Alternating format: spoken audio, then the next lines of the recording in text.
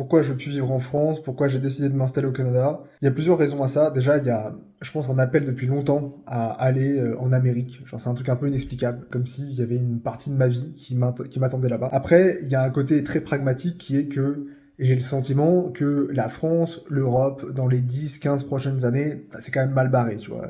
Genre les crises, le bordel, la dette. En fait, il y a ici comme une espèce d'atmosphère hyper négative. Genre vraiment depuis que je suis rentré en France, depuis qu'on est rentré en France avec ma copine, j'ai l'impression de vivre dans un pays de dépressifs. C'est dur de tenir debout, d'avoir des projets, de rester optimiste, d'avoir de l'ambition quand tout le monde autour de toi semble avoir abandonné.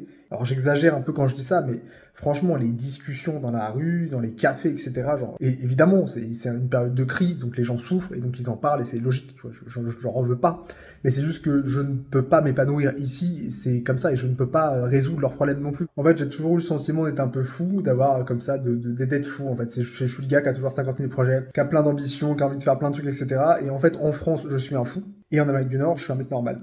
Voilà. Et ça me fait du bien d'être un mec normal, c'est-à-dire entouré de fous comme moi, de gens qui ont des projets, de gens qui entreprennent, de gens qui veulent changer les choses, de gens qui se bougent le cul et qui passent plus de temps à agir qu'à critiquer les autres, tu vois. Et j'ai besoin de cet environnement-là pour m'épanouir.